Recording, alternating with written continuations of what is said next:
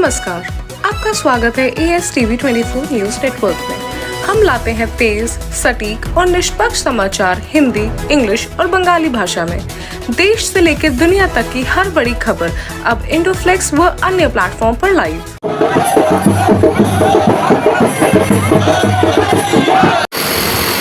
शुभं करदो कल्याणं आरकं सुख संपदं शत्रुबुद्धि विनाशाय दीपज्योतिस्तुते असतो मा सद्गमय तमसो मा ज्योतिर्गमय मृत्युमामृतंगमय ओम शांति शांति शांतिः। বন্দে মাতরমের ১৫০ বছর পূর্তি উপলক্ষে তল্লি টিভির পরিচালনা ও ব্যবস্থাপনায় কোচবিহারে ভারত মাতার মূর্তি উদ্বোধন এবং এক বর্ণাঢ্য সাংস্কৃতিক অনুষ্ঠানের আয়োজন করা হয়। অনুষ্ঠানে উপস্থিত ছিলেন পশ্চিমবঙ্গের শিক্ষামন্ত্রী দীপক বর্মন, নারী ও শিশু কল্যাণ মন্ত্রী মালতী রাভা রায়, হিরণময় গোস্বামী মহারাজ, সাহিত্য সম্রাট বঙ্কিমচন্দ্র চট্টোপাধ্যায়ের প্রপৌত্র সজল চট্টোপাধ্যায়, পাশাপাশি কোচবিহারের বিশিষ্ট চিকিৎসক, আইনজীবী, সমাজসেবী ও বহু গণ্যমান্য ব্যক্তি। আয়োজকদের পক্ষ থেকে জানানো হয়েছে, অনুষ্ঠানে ১৫০ জন অঙ্কন প্রতিযোগী, ১৫০ জন রক্তদাতা, ১৫০টি বৃক্ষরোপণ কর্মসূচি, ১৫০ জন গিটার বাদক এবং ১৫০ জন সঙ্গীত শিল্পী অংশগ্রহণ করেন, যা বন্দে মাতরমের ১৫০ বছর পূর্তিকে স্মরণীয় করে তোলে। সুষ্ঠু পরিকল্পনা, নিখুঁত ব্যবস্থাপনা ও শান্তিপূর্ণ পরিবেশে অনুষ্ঠানটি সম্পন্ন হয়। কোথাও কোনো বিশৃঙ্খলা বা অপ্রীতিকর পরিস্থিতির সৃষ্টি হয়নি। দেশপ্রেম, সংস্কৃতি ও সামাজিক দায়বদ্ধতার এক অনন্য দৃষ্টান্ত স্থাপন করেছে এই আয়োজন। ASTV 24 এর পক্ষ থেকে জানানো হয়েছে, এমন শৃঙ্খলাবদ্ধ, মর্যাদাপূর্ণ ও সফল অনুষ্ঠানের সাক্ষী হতে পেরে তারা গর্বিত। নমস্কার, আসুন সুন্দর সমাজ গড়ি। বন্দে মাতরম ঈদের ১৫০ বছর পূর্তি উপলক্ষে কুচবিহার সদরের তল্লিগুড়ি হাই স্কুলে আজকে আমাদের ভারত মাতার ভব্য মূর্তি প্রতিস্থাপন হলো। এই মূর্তি উন্মোচন করেছেন হিরণময় গোস্বামী মহারাজ। উপস্থিত ছিলেন শিক্ষামন্ত্রী দীপক বর্মন, উপস্থিত ছিলেন নারী ও শিশু কল্যাণ মন্ত্রী মালতী রাভা রায়, উপস্থিত ছিলেন সাধন কুমার পাল, রাষ্ট্রবাদী তরুণ বক্তা সুমন কর্মকার এবং আরও অন্যান্য অনেক বিশিষ্ট ব্যক্তিগণ এসেছিলেন। আজকের এই অনুষ্ঠানে ১৫০ জন রক্তদান করলেন, ১৫০ জন ছাত্রছাত্রী যোগা প্রদর্শন করেছেন। এখন মঞ্চে এই মুহূর্তে ১৫০ জন গিটার বাজাচ্ছে বর্ণমালা সঙ্গীতের উপরে। একটা ভব্য অনুষ্ঠান আজকে আমরা এখানে উপহার পেলাম। এর পুরোটা আয়োজন করেছে তল্লি একটা মন্দির নির্মাণ কমিটি নামে প্রোগ্রামটা আমরা আয়োজন করেছি। আমার বাদিকে রয়েছে আমাদের মুখ্য সংযোজক পাপু বর্মন এবং দাদার প্রত্যেক সহযোগিতা নিয়ে আজকের আমাদের এই ১৫০ বছর বন্দে মাতরম পূর্তি উপলক্ষে যে অনুষ্ঠান, সেই অনুষ্ঠান আমরা এখানে পালন করছি। সারাদিন ব্যাপী অনুষ্ঠান চলছে, সন্ধ্যা পর্যন্ত সাংস্কৃতিক অনুষ্ঠানের ব্যবস্থা রয়েছে। আপনার নাম? আমার পার্থ বর্মা, এই যে অনুষ্ঠানের প্রধান উপদেষ্টা। ধন্যবাদ। আজকে বন্দে মাতরম সঙ্গীতের ১৫০ বছর পূর্তি উপলক্ষে আমরা কয়েকটি কর্মসূচি নিয়েছি। সেই কর্মসূচিকে কেন্দ্র করে আমরা প্রথম যে কর্মসূচি বন্দে মাতরম, এই কর্মসূচিকে কেন্দ্র করে যেটা প্রথম কর্মসূচি, সেটা হলো ভারত মায়ের মূর্তি উন্মোচন হলো, আপনারা দেখলেন। এবং সামাজিক উদ্যোগে এইভাবে উত্তরবঙ্গে প্রথম এইভাবে পাবলিক প্লেসে আমরা করতে পেরেছি, এটা আমরা আনন্দিত। আর তাছাড়া রয়েছে ১৫০ জনের রক্তদান কর্মসূচি, ১৫০ জন গিটার শিল্পীর সঙ্গীত পরিবেশন এবং আপনারা দেখছেন মঞ্চে চলছে ১৫০ জন শিল্পীর বন্দে মাতরম গাইছেন এবং ১৫০ জন মাকে আমরা শ্রদ্ধাঞ্জলি নিবেদন করছি। আমরা যারা বলা হচ্ছে জেনজিরা ভালোবাসে না মায়েদের বা মায়েদের থেকে দূরে চলে যাচ্ছে, এরকম অনেক অপবাদ হয়।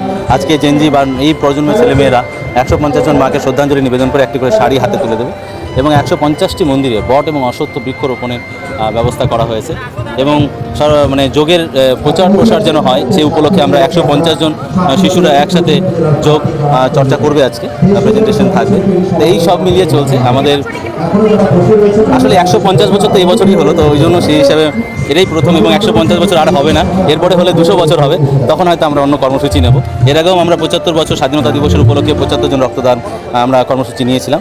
তো এই কর্মসূচি একটা বৃহৎ কর্মসূচি, সুন্দর সমাজ গড়ার বার্তা দিতেই আমরা এই ভাবনা রেখেছি যে কীভাবে সুন্দর সমাজ গড়া যেতে পারে। এখানে যে কর্মসূচিগুলো আছে এগুলো সুন্দর সমাজ গড়ার জন্যই। তো এই বার্তা দিতেই আমাদের এই ভব্য আয়োজন, সুন্দর ব্যাপার এবং আরও খুশির ব্যাপার যে এই অনুষ্ঠানে আমাদের হিরণময় মহারাজ উপস্থিত আছেন বন্দে মাতরমের স্রষ্টা, তার পরিবার থেকে শ্রীযুক্ত সজল চট্টোপাধ্যায় মহাশয়। দেখুন, ভালো কাজ করবার জন্য কোনোদিনই শেষ দিন নয়, 150 বছর হয়ে গেছে, তারপরেও ভালো কাজ হতে পারে। আজকের দিনে এটা খুব প্রাসঙ্গিক। মানুষ যখন আমাদের মধ্যে এসেছেন, বিশিষ্ট বক্তা এবং আমাদের মাস্টারমশাই সুনাগরিক শ্রী সাধন কুমার পাল মহাশয় এবং লেখক সুলেখক, তো আমাদের 150 বছর পূর্তি উপলক্ষে আজকের যে এই মূর্তি উন্মোচন, এটি আমাদের জন্য খুবই আনন্দের এবং এটি আজকের দিনে প্রাসঙ্গিক। যখন আমরা দেখতে পাই বিভিন্ন বিচ্ছিন্নতাবাদী শক্তি ভারত মাকে টুকরো করবার জন্য ব্যতিব্যস্ত হয়ে ওঠে এবং এক শ্রেণীর দালাল চক্র যারা আমেরিকার বিরোধিতা প্রতি মুহূর্তে করে, কিন্তু আমেরিকান সোরেসের পয়সা নিয়ে যারা এখানে বিভিন্ন ধরনের বিরোধিতা করে,